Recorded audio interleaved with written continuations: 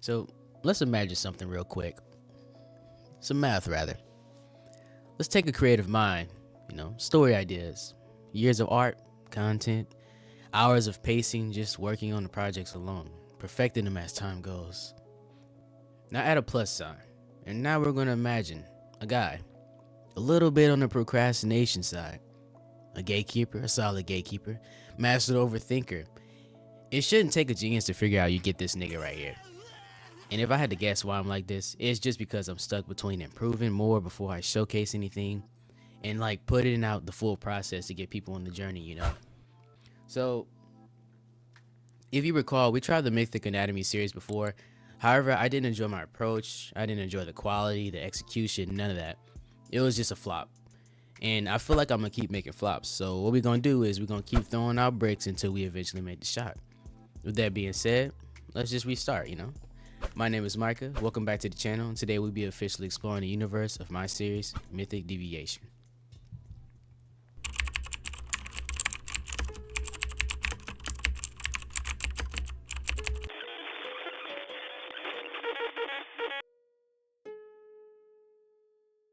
This 13-page sequence is the beginning of Chapter 1, dubbed Collapsing Sun, which so happens to be the unfortunate land of Yggdrasil. It's where the first sequence of Chapter 1 begins and where majority of the Volume 1 unfolds. Now in this flashback, the land is a stormy, destructive environment. However, its natural state is more of a dry, coastal land by the sea, and it doesn't change the fact that it's full of corruption under the irresponsible eye of Lord Ra, a greedy old troll who found himself responsible for the land after his father tragically passed away many years ago. Now, let's say you're a citizen of Yggdrasil.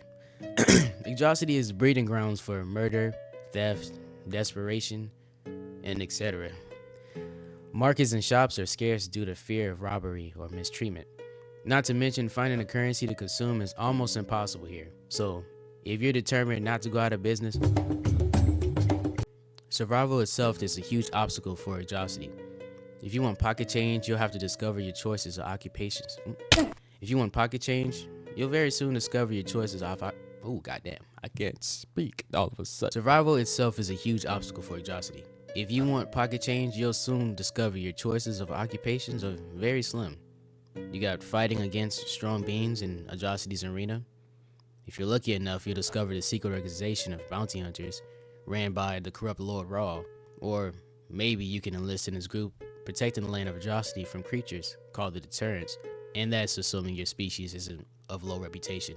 Fish folk, goblins, humans, and altars make up the population of Yggdrasil.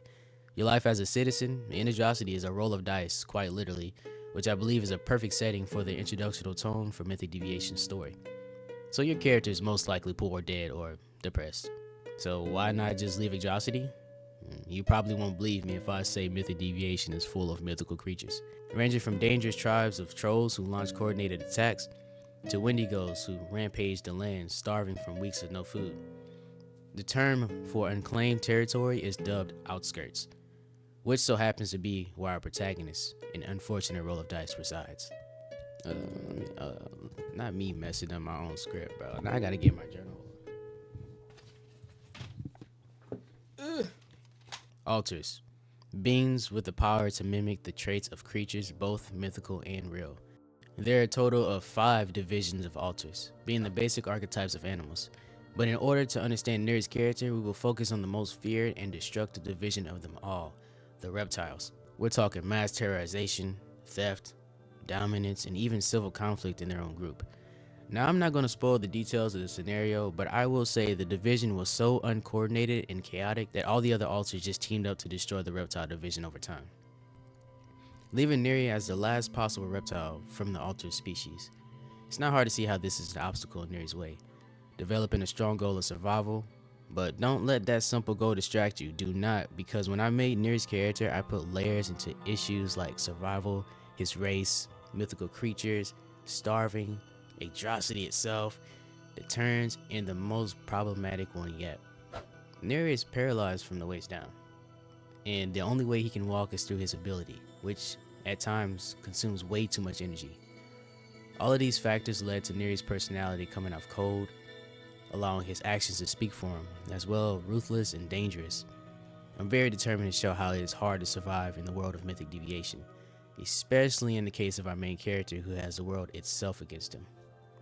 Now, quickly explaining Nuri's abilities.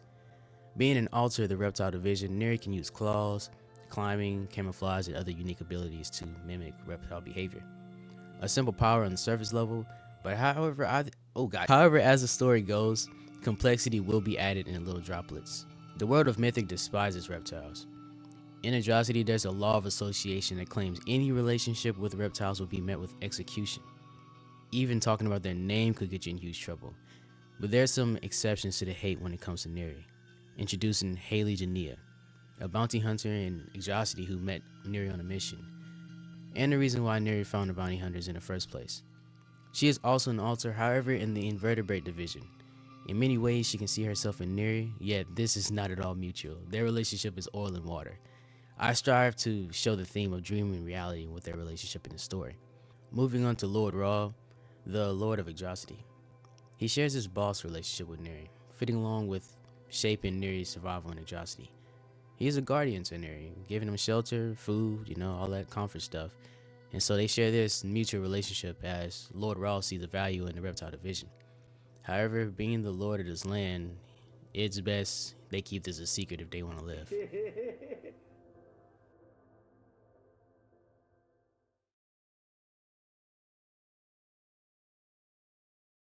Now, why did I make Nuri?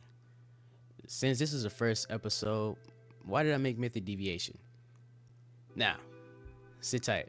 I have this series that I was making with my friends before this, and honestly, it was a little bit more of an expression message, and it was personal to me. So I needed to learn exactly how to make a story before I release some self-insert bullcrap, and expect it to be one of the best in terms of like story writing. So I really like all types of mythology series like Attack on Titan, my favorite series, Berserk, and even games like Elden Ring, Dark Souls. So I wanted to do something more mature and gritty, yet have its own little twist to it because I didn't want to copy nobody. Therefore, the idea of Nuri came from my fear and love of snakes and reptiles. And so I was like, okay, let me take this reptile guy and put him in this world of struggles. But I needed something unique about him. So I made him paralyzed. And there, I just began building the world and the story. I started the idea of Mythic Deviation like 3 years ago. And yes, I know nothing has dropped. I haven't released anything. But majority of that process was just improving in art and learning how to write all over again. As well to add my learning of composition, comics, perspectives, and marketing. And I'm also working on that. So I use Clip Studio Paint, and I have about 20 pages right now, chapter 1 complete. But the entire script for the volume is done. So the next thing is just to grind on art, back up when I feel like I need to learn more, market, and study manga panels as well, and just continue until I have something to present. Because currently I don't really have anything but like sketches, carrots and things, but like I need an actual project to finish. And that's when I like realized it's hard to do this alone. And this is where Asterico comes from. A group of my friends and I built this team of story writers, artists, animators, composers, basically creators, looking to share our works and our message. So if you happen to be that person looking to be a part of my dream as a helper or even just as a supporter, you can find me on social media, Instagram, a little bit of Twitter, but mainly Discord where I post my sketches and process. And also, while I'm making this video, I'm looking to make the server more active with trivias, challenges, and even like I made this like years ago, but it's a roleplay server for those who want to make their own characters, share short stories for Mythic Deviation, and something that I'm gonna like advertise and maybe a little bit. I don't know, because I feel like that's fun, but I need people to actually understand the story. I'm not just gonna throw something out there because ultimately, nobody's gonna really know about Mythic. Nobody's gonna really care about it. But we're gonna get there one day. But if you're just like me, there's a channel and a section in the Discord server to share your story, your process, and passion. For inspiration or criticism is up to you. But the main goal is to build a genuine community, like one built off of passion and something that people can like go to whenever maybe you're having a hard day or something. Like sometimes I feel like it's underrated at how much stories impact lives. Like even in mine, bro. Like if Attack on Titan wasn't a thing, I wouldn't be doing this. And it's an inspiration thing, but at the same time, it's like I found my meaning because somebody else picked up the pen, and that's just something I want to do. And I'm trying to figure out the best way to share that message, the best way to go about that message, but I feel like that's all just a part of the process. So if you want to join the community, if you're interested, please join the Discord. Please subscribe. Please follow, because honestly, it's like the only way that this will get out here. And please like us, bro. Like, bro, stop that. Mythic Deviation is a huge story to unpack. So I hope I caught your interest in this journey and the impact that I'm chasing to make. The next video will be about Mythic Anatomy analysis of Haley and diving more into their turns and what they do, how they impact the story, and the characters that they have, because every single character in Mythic Deviation is meant to be important. The side characters are great side characters. I mean, the side characters can even pass as main characters, and the main characters are meant to be the most beautiful things I've ever read in my life. So I'm hoping that it pays off, you know. I'm hoping that like I've learned enough and that everything that I've written is impressive into the story and the message actually conveys itself. But in the meantime, I'm going to go work on this comic now after I edit this video. But I hope you have a great day, and thank you for listening.